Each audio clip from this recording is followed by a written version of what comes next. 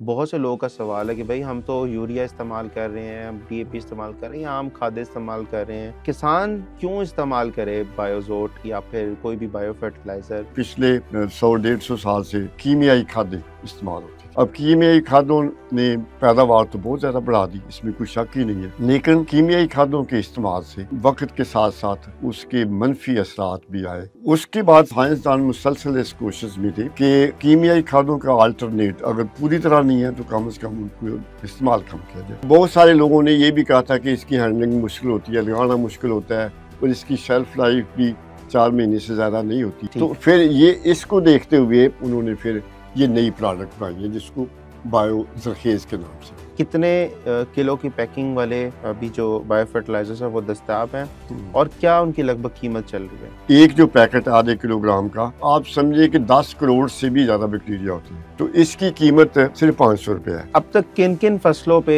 इसके बेहतरीन रिजल्ट्स आपको देखने को मिले और पैदावार में किस हद तक इजाफा हुआ है? कि सबसे बेहतर जो फायदा हुआ है वो मक्की पे हुआ है। तो इसमें 25% डीएपी भी बची है, 25% यूरिया भी बची है। अस्सलाम वालेकुम, एग्रीकास्ट की एक और एपिसोड में आपको खुशामदीद करते हैं। आज से 1 साल पहले हमने एक प्रोग्राम शाया किया था बायो फर्टिलाइजर्स पे। आप लोगों का बहुत अच्छा उस पे रिस्पॉन्स आया, बहुत लोगों ने कॉल्स की, बहुत लोगों ने राब्ता करके ऑर्डर भी किया हमसे जो बायो फर्टिलाइजर्स थे। एक्सपर्ट से बात करने के लिए भी आप लोगों ने रिक्वेस्ट की, बहुत से आपके कमेंट्स आए। तो आज दोबारा तकरीबन 1 साल होने को है और आज हम दोबारा इस टॉपिक पे उन्हीं एक्सपर्ट को इस प्रोग्राम पे लेके आए हैं। तो आज हम बात करने जा रहे हैं कि भाई क्या आखिर मकसद है बायो फर्टिलाइज़र, क्यों किसान इस्तेमाल करे, इसके नताइज 1 साल में क्या नताइज आए हैं, पैदावार में कितना फ़र्क आया है इसका, ताकि आप लोगों के लिए फ़ैसला करना आसान हो। क्या आपके खर्चों में कमी आई है बायो फर्टिलाइज़र के इस्तेमाल से या फिर खर्चा बढ़ा है? तो इन सब बातों को डिस्कस करने के लिए आज दोबारा से हमने उन्हीं मेहमान को दावत दी है। तो वेलकम करते हैं डॉक्टर असलम को। डॉक्टर साहब अस्सलाम वालेकुम। वालेकुम सलाम। डॉक्टर साहब बहुत शुक्रिया। काफ़ी अरसे बाद आप इस नशिस्त पे दोबारा हमारे साथ आए हैं, तो हम आपको वेलकम करते हैं एग्रीकास्ट में। बहुत शुक्रिया फरीब साहब, बहुत शुक्रिया। डॉक्टर साहब, किसान क्यों इस्तेमाल करे बायोजोट या फिर कोई भी बायो फर्टिलाइज़र? बहुत से लोगों का सवाल है कि भाई हम तो यूरिया इस्तेमाल कर रहे हैं, हम डीएपी इस्तेमाल कर रहे हैं या आम खादें इस्तेमाल कर रहे हैं, तो एकदम से नई चीज़ आ गई। क्यों? क्या मकसद है? किसान जो है वो क्यों इस्तेमाल करे बायो फर्टिलाइज़र? देखिए, बिस्मिल्लाहिर्रहमानिर्रहीम। अम, जो भी फसलें ज़मीन में उगती हैं उनको खुराक की ज़रूरत होती है बिल्कुल। और जब शुरू में ज़मीन कोई आबाद होती है तो उसमें खुराक का ज़ख़ीरा होता है काफ़ी, लेकिन विद टाइम वो ज़ख़ीरा कम होता जाता है। तो जब तक उसमें फिर हम वो खुराक को दोबारा ज़मीन में ना डालें, फिर पैदावार कम होती जाएगी, कम होगी। तो उसका नतीजा जो पिछले 100-150 साल से साइंसदानों ने किया हुआ था वो ये था कि कीमियाई खादें इस्तेमाल होती थी। अब कीमियाई खादों ने पैदावार तो बहुत ज़्यादा बढ़ा दी, इसमें कोई शक ही नहीं है, लेकिन कीमियाई खादों के इस्तेमाल से वक्त के साथ साथ उसके मनफी असरात भी आए, जो ज़मीन के ऊपर भी कुछ आए और उसके साथ साथ माहौल पे बहुत मनफी असरात आए। उसमें से बहुत सारी गैसें निकली जिसकी वजह से ग्लोबल वार्मिंग या बाकी चीज़ें हुई। तो उसके बाद साइंसदान मुसलसल इस कोशिश में थे कि कीमियाई खादों का अल्टरनेट अगर पूरी तरह नहीं है तो कम से कम उनको इस्तेमाल कम किया जाए। तो उसके नतीजे में ये बायो फर्टिलाइज़र्स आए। अब बायो फर्टिलाइज़र्स क्या हैं? ये फ़ायदेमंद जरसूमें जिसमें बैक्टीरिया वगैरह होते हैं ज़मीन के अंदर जो अच्छे हैं, जो ज़मीन की सेहत को बेहतर करते हैं, पौधों की नशो-नुमा बेहतर करते हैं, पैदावार बढ़ाते हैं, उनके ऊपर मुश्तमिल होती है। और इनकी फ़ायदा ये होता है कि ये ज़मीन को नुकसान नहीं देते और माहौल को नुकसान नहीं देते। ये कुदरती तरीके से फसल की पैदावार बढ़ाते हैं और उसके साथ साथ ये कीमियाई खादों के इस्तेमाल को भी कम करते हैं। ठीक हो गया। डॉक्टर साहब, इस टाइम मार्केट में, पाकिस्तानी मार्केट में किन-किन तरह के बायो फर्टिलाइज़र दस्तयाब हैं? बायो फर्टिलाइज़र जो मुल्की सतह पे इस्तेमाल हो रहे हैं उनमें तकरीबन 5-6 ग्रुप्स हैं जो कर रहे हैं। बेसिकली जो बायो फर्टिलाइज़र्स हैं ये बुनियादी तौर पे 2 किस्म के होते हैं। एक तो वो हैं कि जो फलीदार फसलों के लिए होते हैं, एक वो होते हैं जो बाकी फसलों के लिए होते हैं। ठीक है। तो इसमें जो हमारे कौमी इदारे हैं उन्होंने भी काम किया है, और कुछ प्राइवेट लोग हैं वो भी काम कर रहे हैं, और कुछ लोग जो बाहर से इम्पोर्टेड बायो फर्टिलाइज़र वो भी ला के इस्तेमाल करवा रहे हैं। ठीक है। अब इसमें जो मेन प्लेयर हैं, एक तो है कौमी ज़रिए तहकीकाती मरकज़ इस्लामाबाद, जो कि पाकिस्तान ज़रिए तहकीकाती कौंसिल का है, और वो जो बायो फर्टिलाइज़र बना रहे हैं उसका नाम है बायोजोट। ठीक है। इसी तरह फिर जो फैसलाबाद में है जिसको निपजी बोलते हैं, निपजी वाले बना रहे हैं जो बायो पावर के नाम से है। फिर अयूब रिसर्च वालों ने भी शुरू में काम किया था और वो कोई बनाते थे, आजकल तो उनका कोई इस्तेमाल नहीं हो रहा। लाहौर में जो है फॉर्मल क्रिश्चियन कॉलेज यूनिवर्सिटी जो है, एफसी कॉलेज भी जिसको बोलते हैं, वहाँ पे भी पिछले 2-3 साल से डॉक्टर कौसर अब्दुल्ला मुल्की, उनकी निगरानी में डॉक्टर समीना उन्होंने शुरू किया है, जो कि राइजो पावर के नाम से बन रहा है। अच्छा, ये तो हो गए जो गवर्नमेंट के खाते में है। ठीक है। उसके अलावा प्राइवेट भी हैं 2-3 लोग जो मुख्तलिफ ब्रांड नेम से कर रहे हैं, कुछ लोग इम्पोर्टेड भी कर रहे हैं। तो इस पे ये 3-4 या 5-6 किस्म के बायो फर्टिलाइज़र हैं जो इस वक्त पाकिस्तान में इस्तेमाल है। अच्छा डॉक्टर साहब, ये हमारे सामने कुछ अपने चीज़ें रखी हुई हैं, थोड़ा सा इस बारे में बताएं कि ये अब जैसे ये बायोजोट है, ये बायोजोट क्या चीज़ है और ये बायोजरखेज़ भी है, ये क्या चीज़ है? एक किसान के लिए थोड़ी कन्फ्यूजन है इसमें, क्या फ़र्क है इनमें और किन किन फसलों के लिए इस्तेमाल हो रहा है? देखिए जी, अभी जो मैंने जिक्र किया है कि 4-5 के, उसमें से जो इस वक्त सबसे ज़्यादा जो इस्तेमाल हो रहा है ये बायोजोट के नाम से है, जो कि कौमी ज़रिए तहकीकाती मरकज़ में ठीक है। बना रहे हैं, और उन्होंने एक प्रोडक्शन प्लांट भी लगाया हुआ है जो कि सालाना वो कई लाख पैकेट्स बना सकता है। ठीक है। और इसकी जो रजिस्ट्रेशन है वो भी पंजाब गवर्नमेंट के साथ साथ फर्टिलिटी डिपार्टमेंट के साथ हुई है, और ये रजिस्टर्ड प्रोजेक्ट है। ये NARC बना रहा है, और NARC के एक प्राइवेट विंग है जिसको पेटको बोलते हैं। पेटको के थ्रू ये मुल्क के मुख्तलिफ हिस्सों में जा रहा है। ठीक है। अब जो NARC जो बना रहा है ना, इसमें जो बायोजोट है ये बुनियादी तौर पे 3 किस्म का है। पहला तो वो है कि जो फलीदार फसलों के लिए इस्तेमाल होता है, उसको वो कह रहे हैं बायोजोट N का मतलब है नाइट्रोजन, जो फली वाली फसलें उनमें इस्तेमाल होता है। दूसरा वो है कि बाकी सारी फसलों के लिए है, वो उसको कहते हैं बायोजोट मैक्स। ये आपके सामने ये रखे हुए हैं, बायोजोट N भी, बायोजोट मैक्स भी है। ठीक है। ये बाकी सारी फसलों के लिए इस्तेमाल होता है। और इसके अलावा एक तीसरी किस्म भी वो बना रहे हैं जो कि बायोजोट P के नाम से है। ठीक है। वो ये करता है कि जो हम खाद DAP या बाकी फास्फोरस की खाद इस्तेमाल करते हैं, उसमें से सिर्फ 25% पौधा इस्तेमाल करता है। बाकी ज़मीन में कीमियाई तब्दीलियों के साथ वो पानी में हल पजीर नहीं रहती, तो पौधे इस्तेमाल नहीं कर सकते। तो वो जो बायोजोट P है ना, वो उसको पानी में हल पजीर बनाता है। तो जिससे वो फिर जो ज़मीन के अंदर जमा हो गया है बहुत सारा फास्फोरस, उसको काबिल इस्तेमाल बनाता है। तो ये तो NARC के वो थे जो पहले बना रहा था। NARC रजिस्टर भी उसमें हो गया हुआ है। अब एक नई प्रोडक्ट भी इन्होंने बनाई है। ये सारे वो हैं कि जो पाउडर की फार्म में है। और पाउडर की फार्म में फिर ये बिजाई के वक्त कोटिंग करते हैं इसकी, सीड कोटिंग की जाती है। ठीक। तो बहुत सारे लोगों ने ये भी कहा था कि इसकी हैंडलिंग मुश्किल होती है, लगाना मुश्किल होता है, और इसकी शेल्फ लाइफ भी 4 महीने से ज़्यादा नहीं होती। 4 महीने बाद ये एक्सपायर हो जाता है। तो फिर इसलिए कि एक फसल के लिए जो बनाया जाता है फिर अगली फसल भी इस्तेमाल नहीं हो सकता, क्योंकि ये हर एक फसल के लिए स्पेसिफिक होता है। और उसके ऊपर हर पैकेट के ऊपर लिखा होता है कि ये किस फसल के लिए। तो उसमें वो वाले बैक्टीरिया होते हैं जो उन फसलों की जड़ों से लिए होते हैं। ठीक। तो इसलिए वो एक सीज़न में किसी फसल के लिए जो बनाया है वो अगले सीज़न में इस्तेमाल नहीं हो सकता। तो फिर ये इसको देखते हुए जो कौमी ज़रिए तहकीकाती मरकज़ में जो ग्रुप है साइंस के जो साइंसदान हैं, उन्होंने फिर ये नई प्रोडक्ट बनाई है जिसको बायोजरखेज़ के नाम से। ये लिक्विड फॉर्म में, इसकी शेल्फ लाइफ भी ज़्यादा है। और लगभग कितनी? इसकी शेल्फ लाइफ साल भी हो सकती है। साल मतलब ये क्या अगले सीजन में भी इस्तेमाल कर सकते हैं? और इसका इस्तेमाल भी आसान है उसके मुकाबले में। और इसमें जो उन्होंने बैक्टीरिया डाले हैं वो नए बैक्टीरिया जो पहले वाले बैक्टीरिया से भी थोड़े बेहतर हैं। अच्छा। तो अभी लेकिन ये है कि इसमें अभी ये तकरीबन सारी फसलों में ये के लिए बना दिया गया है, लेकिन अभी तक इसकी रजिस्ट्रेशन का जो मरहला है वो चल रहा है पंजाब गवर्नमेंट के साथ या बाकी गवर्नमेंट। तो जब ये रजिस्टर हो जाएगा तो फिर ये पब्लिक ये काश्तकार भाइयों के लिए अवेलेबल भी ठीक है। होगा। तो कितने अरसे में आप एक्सपेक्ट कर रहे हैं कि ये मार्केट में आ जाएगा, किसान इस्तेमाल मेरा कर ख्याल इसमें सकेगा? कुछ महीने ही लगेंगे, अच्छा। क्योंकि उनका तरीक़ेकार ये होता है कि जो भी इस्तेमाल किया होता है उसमें तजर्बात जो हुए होते हैं वो खुद लगवाते हैं, वो खुद वो देखते हैं कि इसका फ़र्क है फसलों पे। जब वो देखते हैं उसके बाद रजिस्टर करते हैं।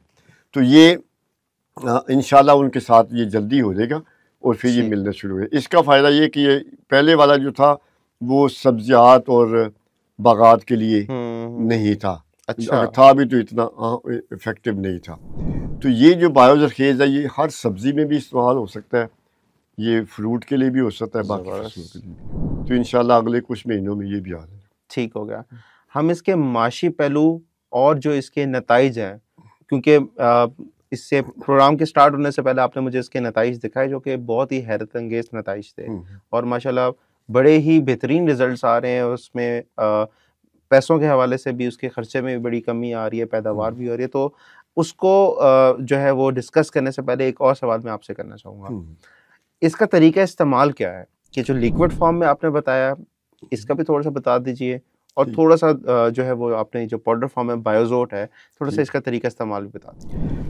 अच्छा, इसमें ये कि जो पाउडर फॉर्म वाला है वो हम ये कहते हैं कि जी इसको बीज के ऊपर लगाना है। ठीक है। तो उसका लगाने का तरीका ये है, ये पहली बात मैं ये बता दूं कि ये जो एक पैकेट है आधे किलोग्राम का, ये 1 एकड़ के लिए काफ़ी होता है। अच्छा। बीज के लिए साय गंदम की, गंदम में चूँकि बीज ज़्यादा इस्तेमाल होता है, 40 किलोग्राम या 50 किलोग्राम, कुछ 60 किलोग्राम भी इस्तेमाल करते हैं फी एकड़। ठीक है। तो उसके लिए फिर 2 पैकेट लगते हैं, वरना बाकी सब फसलों के लिए 1। तो इसका तरीक़ेकार ये होता है कि हम काश्तकार भाइयों को ये कहते हैं कि जी बीज आप प्लास्टिक के किसी टब में या प्लास्टिक की शीट बिछा लें तो उसमें बीज डाल लें 1 एकड़ का। ठीक है। और उसके बाद आप किसी बोतल में पानी भर के उसमें 4-5 चम्मच चीनी के, अच्छा, शीरा बना लें, शीरा बना लें, अच्छी तरह हिला लें, वो शरबत बन जाएगा। ठीक है। तो उसके ढकने में, ये जो ढकना है उसके अंदर अगर आप वो सुराख कर लें 5-6, तो वो सुराख से फिर वो छिड़कना उसके साथ। तो वो उसके बाद आप ये बीज पे छिड़क दें उसको, बीज पे इसको छिड़क दें अगर ये लिक्विड फॉर्म में। ठीक है। तो अगर ये लिक्विड फॉर्म में नहीं है तो ये पाउडर फॉर्म में है, तो आप फिर पानी, सिंपल पानी आप लेंगे तो पानी में शरबत मिला दिया, उसके बाद बीज के ऊपर आपने लगा दिया। ठीक है। और जब बीज के ऊपर लग जाता है तो आप देखेंगे कि बीज चिपकना हो जाता है, स्टिकी हो जाता है। ठीक। तो उसके बाद ये पैकेट खोला जाता है और सारे बीज के ऊपर छिड़क दिया जाता है। छिड़कने के बाद उसको कोनों से पकड़ के हिलाएं, बार-बार हिलाएं, तो वो सारे ताकि वो अच्छी तरह हर उसके ऊपर लग जाता है, कोटिंग हो जाए। बिल्कुल। और ये चूँकि बुनियादी तौर पे काले रंग की मिट्टी होती है जिसके ऊपर बैक्टीरिया लगाए होती है, तो वो आप देखें कि बीज सारा काला हो जाता है। अच्छा। तो वो जब उसके ऊपर लग जाता है तो एक बीज के ऊपर तकरीबन 1 लाख बैक्टीरिया चले जाते हैं। अच्छा। तो उसके बाद हम ये कहते हैं काश्तकार भाई को कि उसको थोड़ा सा साए में रखें, धूप में नहीं रखें, थोड़ा सा उसको खुश्क कर लें ताकि ड्रिल में से बीज निकलना आसान। कितने घंटे? घंटे नहीं, आप उसको फैला दें, थोड़ा उसको ज़्यादा से ज़्यादा आधा घंटा। अच्छा। या बहुत लग गया तो 1 घंटा लग जाए, वरना आधा घंटे में हो जाता है। उसका मकसद ये होता है कि जब वो ड्रिल में से चलेगा ना बीज, तो अगर वो गीला ज़्यादा होगा तो वो उसमें फंसेगा। अच्छा। तो जब वो ड्राई हो जाता है, खुश्क हो जाता है, तो फिर सीड उसमें से आसानी से निकल। तो ये हर फसल के लिए, हर फसल के बीज के लिए यही तरीकाकार है? हर फसल के लिए बीज ले जो आम फसलें हैं, सिवाय उन फसलों के लिए जो मसलन चावल है, तो चावल में आप इसको दोनों तरीके से लगा जाते हैं। एक तो ये कि जब चावल की आप नर्सरी उगाना शुरू करें तो आप उस वक्त बीज के ऊपर लगा दें। ठीक है। तो उसके बाद वो नर्सरी उगेगी तो उसके बाद आप ट्रांसप्लांट कर दें। अच्छा। लेकिन उसका फ़ायदा उतना नहीं होता, उससे भी ज़्यादा फ़ायदा ये होता है कि जब आप नर्सरी खेड़ते हैं, चावल की पनीरी जो होती है, पनीरी जब खेड़ते हैं, तो आप उस वक्त कि एक गड़ा सा बना के छोटा सा पानी भर के उसमें, तो उसमें ये पैकेट खोल के उसमें हिला दी, अच्छा, वो सारा उसमें पानी में मिक्स हो जाएगा। उसके बाद वो जो पनीरी है ना उसके अंदर भिगो दे, तो वो कम से कम 3-4 घंटे भिगोनी चाहिए, या बेहतर ये होता है कि रात को कर लें तो सुबह फिर इस्तेमाल कर लें, सही होगा। तो वो सारे जो बैक्टीरिया है ना वो जड़ों के साथ लग जाती है। उसके बाद वो पनीरी जब खेतों में जाती है तो उसे पहुँच जाती है। इसी तरह जो गन्ना है, तो गन्ने में तरीक़ाकार ये होता है कि जी आप उसके जो वो मोड़ सम्मे होते हैं, हैं जिनको कहते हैं सम्मे, तो एक बड़े सारे कड़ाह में आप पानी डाल के शरबत सा बना के उसमें, भिगो दें तो उसको। उसमें ये मिक्स करें और उसमें भिगो दें 2 घंटे के लिए, उसके बाद हुँ, लगा दें। एक तरीका तो ये हो गया।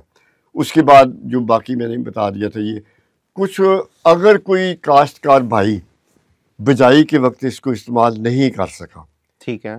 तो उसके लिए फिर ये होता है कि आप जब पानी दें खेत में, तो उस वक्त आप उसको इस्तेमाल कर सकते हैं। इसको वो कहते हैं फर्टिगेशन का तरीका। उसमें ये होता है कि एक ड्रम लें बड़ा सारा, हुँ, तो ड्रम के अंदर इसको, अगर ये पाउडर है तो इसको मिक्स करें, अगर लिक्विड है तभी उसके अंदर मिक्स कर लें ड्रम में अच्छे तरीके से, और ड्रम में ऊपर उसके सुराख करें, तो और आहिस्ता आहिस्ता पानी के साथ उसमें खेत तो में इसमें डालें। कोई पानी की वो मिकदार वो तो नहीं कि इतना लीटर पानी होना चाहिए उसमें इसको मिक्स 200 करें? लीटर 200 लीटर ड्रम में अच्छा, पानी डालें और उसमें ठीक है। एक पैकेट जो है वो डालें, ये आधा किलो वाला पैकेट जो है? आधा किलो वाला ठीक पैकेट, है, ठीक है। और उसके बाद उसको, अगर वो गंदम है तो फिर ऑफ कोर्स फिर 2 पैकेट आप डालेंगे, ठीक है। तो वो पानी के साथ साथ उसको आप डालते।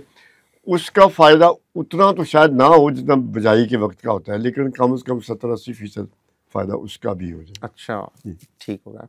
डॉक्टर साहब, अभी जितने भी आपने ये बायो फर्टिलाइज़र्स बताए, एक तो मुझे बताएँ कि कितने किलो की पैकिंग वाले अभी जो बायो फर्टिलाइज़र्स हैं वो दस्तयाब हैं हम्म। और क्या उनकी लगभग कीमत चल रही है? अच्छा, अभी तक जो ये उन्होंने बनाया, तो ये तो आधे किलोग्राम का है। अच्छा, आधे किलोग्राम मिट्टी के ऊपर बैक्टीरिया लगाए होते हैं, और इसमें एक जो पैकेट है आधे किलोग्राम का, इसमें आप समझिए कि 10 करोड़ से भी ज़्यादा बैक्टीरिया होते हैं। अच्छा। तो ये जैसे पहले मैंने बताया था कि 1 हुँ, एकड़ के लिए काफ़ी होता है सवाई गंदम के, ठीक। तो इसकी कीमत सिर्फ 500 रुपये है। अच्छा, इसकी जो मतलब जाके पहुंचेगी 500, और उसके बाद शरबत वरबत बनाने में या बाकी में आप हुँ, 100 रुपया लगा दें, तो 500-600 से ज़्यादा कीमत फ़ी एकड़ इसकी नहीं होगी। ज़बरदस्त। गंदम के लिए 1000 हो जाएगी। अब ये करता ये है कि जब आप इसको डालेंगे, तो हमारे बहुत सारे ये पिछले 10-12-15 साल के तजर्बात हैं, उसमें हम ये कहते हैं कि काश्तकार भाई जो खाद डाल रहा है उसको 25% कम कर ले। अच्छा, 25% का मतलब है कि अगर उसने DAP 50 किलो एक बोरी फीड डालते हैं आमतौर पे लोग, बाज़ केसेस में ज़्यादा भी डालते हैं, लेकिन आमतौर पे एक DAP बोरी डालते हैं फ़ी एकड़। इसी तरह तकरीबन 2 अच्छे ज़मींदार 2 बोरियाँ यूरिया की भी डालते हैं फ़ी एकड़। ठीक है। फर्स्ट कपास के लिए और भी ज़्यादा, या मक्की के लिए इससे भी ज़्यादा इस्तेमाल होती है। तो वो उसका 25% यानी तकरीबन 12.5 किलोग्राम DAP बच गई, जिसकी कीमत इस वक्त तकरीबन 4000 बनेगी। अच्छा, सिमिलरली अगर 2 बोरियाँ यूरिया वो डालते हैं लोग, तो आधी बोरी यूरिया की भी बच गई, तो तकरीबन 400 ये बच गया, ठीक है। 400-500। तो ये समझे कि 4500 रुपये की बचत काश्तकार की फ़ी एकड़, हो गई 500 रुपये के मुकाबले में। ज़बरदस्त। अब ये एक तो 4000 तकरीबन फ़ी एकड़ 4000 की बचत आ गई, हुँ, लेकिन ये एक पैकेट जो है जब हम इस्तेमाल करते हैं, तो हमारे तजर्बात ये कहते हैं कि तकरीबन 6-7% से लेके 15-20% तक पैदावार भी बढ़ जाती है। ज़बरदस्त। तो आप ये समझिए कि पैदावार भी बढ़ गई, उसकी कीमत तो कई हज़ारों में हो जाती है। 4 हुँ, हज़ार की खाद भी बच गई, बिल्कुल। और उसके अलावा आपको फ़ायदा भी हो गया, साथ साथ माहौल पे भी बेहतर असर। तो तो इस उसके अलावा एक चीज़ और होती है, मैं वो भी जिक्र हुँ, कर दूँ कि बुनियादी तौर पे जो हमारी ज़मीनों की सेहत होती है ना, हुँ, वो उस ज़मीनों के अंदर जो मौजूद फ़ायदेमंद जो बैक्टीरिया जरासीम होते हैं, उससे उससे होती है, सेहत बेहतर होती है। ठीक तो है। जब हम ये डालते हैं फ़ायदेमंद जरासीम ज़मीन में, तो ज़मीन की सेहत भी बेहतर होती है, उसमें फिर अच्छा, हवा का आना जाना बेहतर होता है, जड़ें आसानी से मूव करती हैं, हल चलाना आसान ठीक होता है, है। तो वो फ़ायदा उसके अलावा होता है। अच्छा, आपने अभी ये इसके बाकी फ़वाइद भी बताए। मुझे बताएँ कि ग्रेन की जो क्वालिटी होती है, दाने की जो क्वालिटी होगी या जो फसल जो बाद में निकलती है, उसकी क्वालिटी पे भी कोई फ़र्क पड़ता है?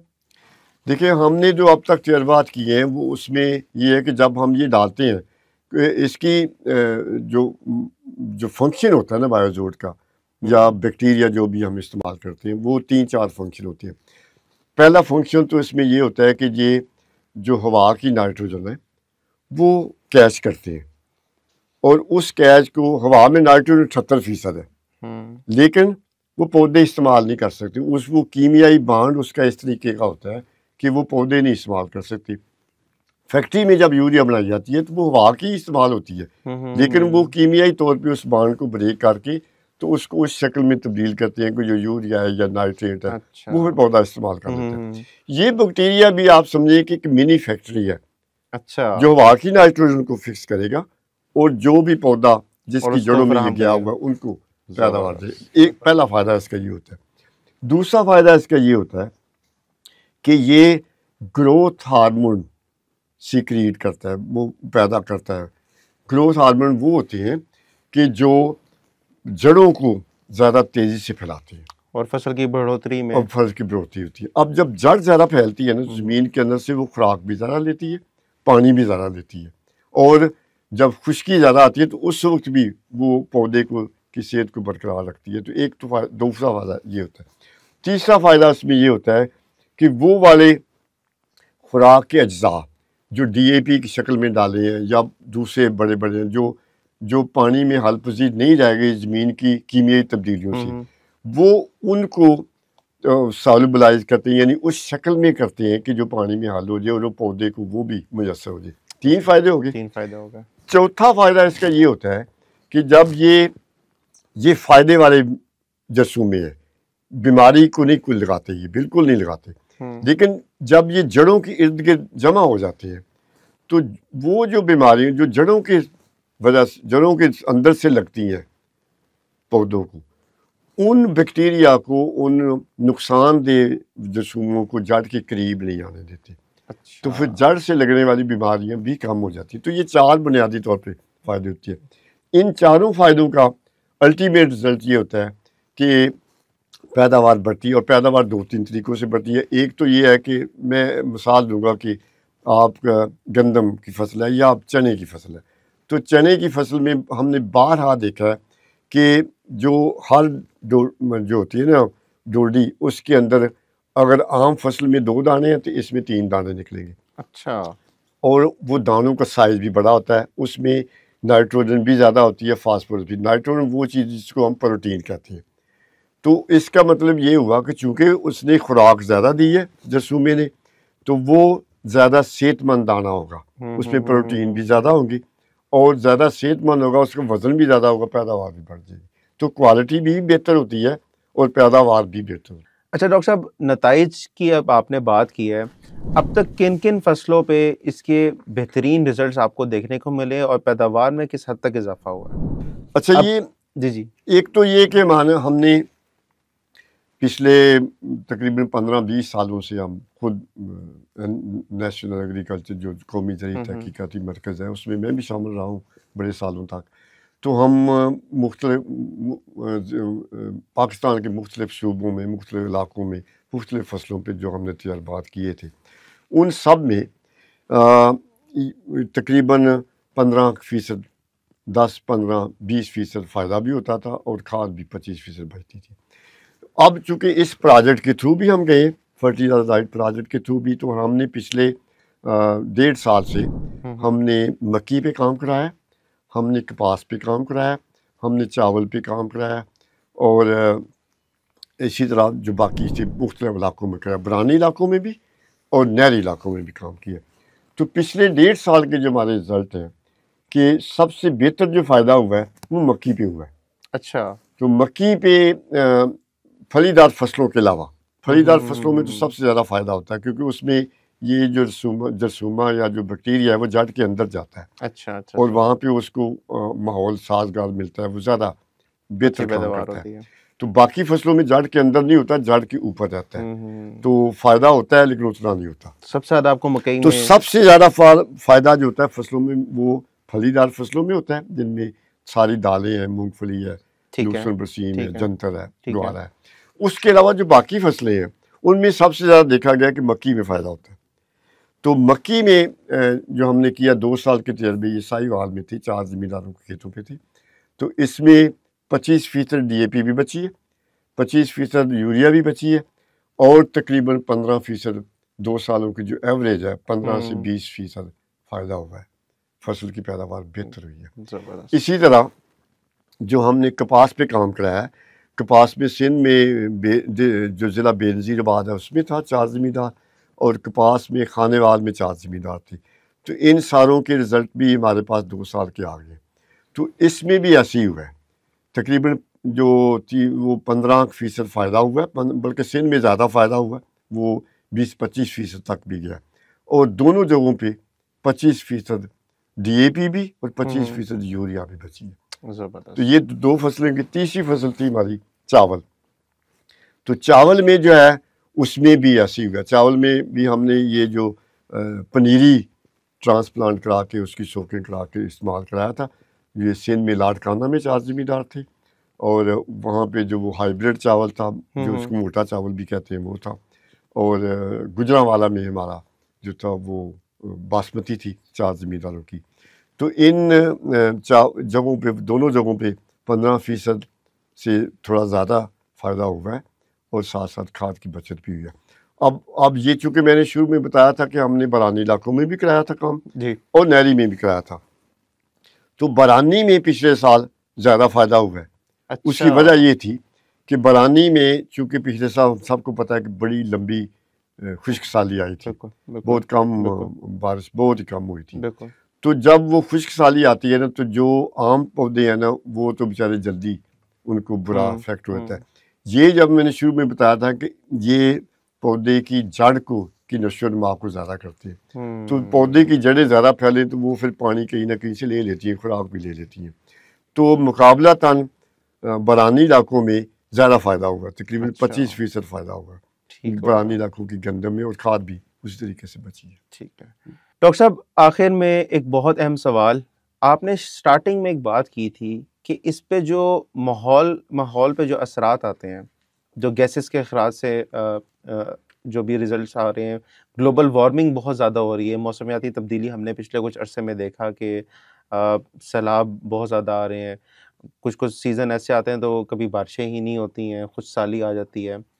तो बायो फर्टिलाइज़र के इस्तेमाल से माहौल पे क्या फ़र्क आपके ख्याल में पड़ सकता है? ये शुरू में जो हमने थोड़ा सा जिक्र किया था ना कि जब ज़राअत शुरू हुई तो उसके वक्त तो सिर्फ जानवरों का गोबर की खाद वगैरह इस्तेमाल होती थी, फिर आहिस्ता आहिस्ता कीमियाई खादें इस्तेमाल हुई, और कीमियाई खादों के इस्तेमाल से फ़ायदा तो बहुत हुआ, लेकिन कीमियाई खादों का नुकसान ये हुआ कि उसमें से कुछ गैसें भी निकलती हैं जो माहौल के लिए ख़ास तौर पे गर्मी में इजाफा करती हैं। तो उसमें बुनियादी तौर पे 3 किस्म की होती हैं। कार्बन डाइऑक्साइड जो हवा को दर्जा रात गर्म करती है, फिर मीथेन गैस है जो आमतौर पे गोबर वगैरह में से निकलती है, तो या चावल के इलाकों में जहाँ पे वो पानी के अंदर फसल डूबी रहती है तो वहाँ से निकलती है। इनसे भी ज़्यादा ख़तरनाक एक गैस है जो कि जिसको हम नाइट्रस ऑक्साइड कहते हैं। बुनियादी तौर पे इन तीनों गैसों को ग्रीन हाउस गैस कहा जाता है। ग्रीन हाउस गैस का मतलब है कि ये वो गैसें हैं कि जो दर्जा हरारत बढ़ाती हैं। अच्छा। तो उनमें से सबसे जो ख़तरनाक है वो है नाइट्रस ऑक्साइड। नाइट्रस ऑक्साइड का जो एक मालिक्यूल है उसका जो पोटेंशियल है दर्जा हरारत बढ़ाने का, वो कार्बन डाइऑक्साइड से 273 गुना 273 टाइम ज़्यादा है। तो इसका मतलब है कि सबसे डेंजरस जो है वो नाइट्रस ऑक्साइड है। अब नाइट्रस ऑक्साइड कहाँ से आती है? जो भी हम नाइट्रोजन की खाद डालते हैं, यूरिया है या DAP में भी 18% नाइट्रोजन है, या नाइट्रोफास है जिसको 23 या 22-23 भी कहते हैं, या NPK भी आ गया उसमें भी नाइट्रोजन है, और यूरिया में तो सब जानते हैं कि 40% नाइट्रोजन है। तो जो भी नाइट्रोजन वाली कीमियाई खाद डाली जाती है उसका प्लस माइनस जो है वो 1% हवा में चला जाता है नाइट्रस ऑक्साइड गैस बन के। अब आप देखिए कि सिर्फ पाकिस्तान में मिलियंस एंड मिलियंस टन की यूरिया खाद, DAP और नाइट्रोफॉस वगैरह डाली जाती है, तो उसमें 1% भी अगर जब निकलता है तो आप वो जो गैस निकलती है नाइट्रस ऑक्साइड, ये मिलियंस टन में जाती है। ये तो सिर्फ पाकिस्तान का है। इसी तरह बाकी मुल्कों में भी इस्तेमाल हो रही हैं सारी नाइट्रोजन की खादें, और उन सब का मिला के तो जब हम बैनुल-अक़वामी सतह पर देखते हैं तो ये hundreds of millions of ton जो नाइट्रस ऑक्साइड है वो हवा में चली जाती है, और ये फिर दर्जा रात को बढ़ाती है। अब उसके दर्जा रात बढ़ाने का क्या नुकसान हो रहे हैं? सारे मौसम तब्दील हो रहे हैं, दर्जा रात बढ़ गया, फसलों पे मनफी असरात आए, और दूसरा जो मौसम के थे ना पैटर्न जो थे वो सारे चेंज हो गए। मसलन कुछ इलाकों में जहाँ पे कम बारिशें थी वहाँ पर ज़्यादा हो गई है, बारिशों का जो टाइम है वो चेंज हो गया। उससे ये हुआ कि नुकसान बुझाई के वक्त बुझाई आगे पीछे करनी पड़ती है, या फसल पकने के करीब आई है, फूलों पे आई है, एकदम हीट वेव आ जाती है, उससे ये है कि वो फिर सारे जल जाते हैं, वो नुकसान होते हैं। ये सारे जो नुकसान हैं ये ग्लोबल वार्मिंग के, और बुनियादी तौर पे जो मेन जो कल्प्रेट है वो नाइट्रस ऑक्साइड गैस है। तो नाइट्रस ऑक्साइड गैस को अब साइंसदान कितने सालों से लगे हुए हैं भी किस तरीके से उसका इस्तेमाल कम किया जाए। तो ये जो बायो फर्टिलाइजर्स हम इस्तेमाल करते हैं जिसमें बायोजोट भी अहम है, हमारे पाकिस्तान में तो इस वक्त सबसे ज़्यादा बायोजोट ही है। तो बायोजोट जैसा मैंने पहले आपको बताया कि फसल की पैदावार को कम किए बगैर बल्कि 10% बढ़ा देती है, तो कम किए बगैर तकरीबन 25% नाइट्रोजन का इस्तेमाल कम करती है। इसका मतलब है कि ये बड़ी सिग्निफिकेंट चेंज है, और हम इसको अगर बायोजोट को सारे पाकिस्तान की ज़मीनों में इस्तेमाल करें तो हम फैसलाबाद यूनिवर्सिटी के साथ मिलकर ये काम भी करा रहे हैं कि अगर हम पूरे पाकिस्तान में इस्तेमाल कराते हैं बायोजोट तो या बायो फर्टिलाइजर, तो कितने उसमें कमी आ सकती है, जो नाइट्रस ऑक्साइड की इमिशन है, जो अखराज है, उसमें कितना कम है, और इसका हमें कितना फ़ायदा होगा। इसके साथ साथ थोड़ा सा मैं और भी टच दे दूँ कि एक तरीका तो ये है कि जी हम इसके इस्तेमाल से कम कर सकते हैं। दूसरा, आजकल एक टेक्नोलॉजी और भी आ गई है कोटेड फर्टिलाइजर्स की, बिल्कुल, उसमें भी हमने तजर्बात किए हैं। तो हमारे तजर्बात ये कहते हैं कि हम 20% कम यूरिया इस्तेमाल करके कोटेड शक्ल में 20% कम इस्तेमाल करके हम 100% जो आम यूरिया उसके मुकाबले में रिजल्ट ले लेते हैं। तो अगर वो भी 20% कम होती है मिशन नाइट्रोजन का अखराज, तो उससे माहौल में बेहतर फ़ायदा होगा। अच्छा डॉक्टर साहब, बहुत ही ज़बरदस्त किस्म की गपशप हुई, और मेरे ख्याल से बहुत इन्फॉर्मेटिव जो चीज़ बातें वो हम लोगों ने यहाँ पे डिस्कस की। आखिर में किसान भाइयों के लिए कोई एक पैगाम? किसान भाइयों के लिए मैं पैगाम देना चाहूँगा कि हम सबको पता है कि आजकल हर चीज़ महंगी होती जा रही है, ख़ास तौर पे खादें महंगी होती जा रही हैं, और बाकी जो खादों के असरात हैं माहौल पे, मनफी असरात, वो भी मैंने बता दिए। खादें नागज़ीर हैं, वो उनको टोटली फिनिश नहीं कर सकते, लेकिन उसका इस्तेमाल हम कम कर सकते हैं। तो मेरा पैगाम ज़मींदार काश्तकार भाइयों के लिए ये होगा कि जितना भी मुमकिन है, जहाँ जहाँ मुमकिन है, उसकी खाद की मिकदार को कम करें, बायो फर्टिलाइज़र यूज़ करें। NARC का कौमी ज़रिए तहकीकाती मरकज़ का बायोजोट है, या आपको किसी भी जगह से मिल रहा है कोई बायो फर्टिलाइज़र जो कि रजिस्टर्ड है, गैर रजिस्टर्ड नहीं है, उसको इस्तेमाल करें। आपका खर्चा भी कम होगा और आपकी पैदावार भी बढ़ेगी, तो आपको फ़ायदा होगा। और सबसे बड़ा फ़ायदा ये होगा कि माहौल के जो मनफी असरात हो रहे हैं गैसेस के अखराज की वजह से, वो कम करने में मदद मिलेगी। तो ज़रूर इस्तेमाल करें, आपको जहाँ से भी मिलता है। ठीक है, बहुत शुक्रिया डॉक्टर साहब। और मार्केट में बहुत ज़्यादा जो है वो इस मामले में 2 नंबरी भी चल रही है। लोग जो है अपनी पैकेजिंग में चीज़ें अनरजिस्टर्ड चीज़ें जो हैं वो भी सेल करें, तो आपने इस चीज़ का बहुत ख्याल रखना है। हमेशा जो है वो रजिस्टर्ड जो प्रोडक्ट्स हैं उन्हीं को ही आपने ख़रीदना है। और अगर आप इस हवाले से किसान मददगार की मुआवनत चाहते हैं तो आप हमारे नीचे नंबर पे, नीचे दिए गए नंबर पे आप हमसे रब्ता करके अपना जो ऑर्डर है वो भी बुक करवा सकते हैं, और इंशाल्लाह आप तक हम आपका ऑर्डर पहुंचा देंगे। कमेंट्स में आपने लाज़मी बताना है कि आज की वीडियो आपको कैसी लगी, क्या आपके मज़ीद सवालात हैं, किन चीज़ों पे आप मज़ीद बात करना चाहते हैं। आपके ख़्याल में क्या बायो फर्टिलाइज़र के जो जितने भी फ़वाइद आज की वीडियो में आपको पता लगे, क्या आपके ख़्याल में ये परमानेंट सॉल्यूशन है? क्या आप इसको इस्तेमाल करेंगे या नहीं? ये हमें कमेंट्स में लाज़मी बताइएगा। और वीडियो को अगर आपने लाइक नहीं किया तो लाइक करें, दोस्तों के साथ ज़रूर शेयर कीजिएगा। इंशाल्लाह अगली किसी वीडियो में आपसे मुलाकात होगी। अपना ख़्याल रखिएगा। अल्लाह हाफ़िज़।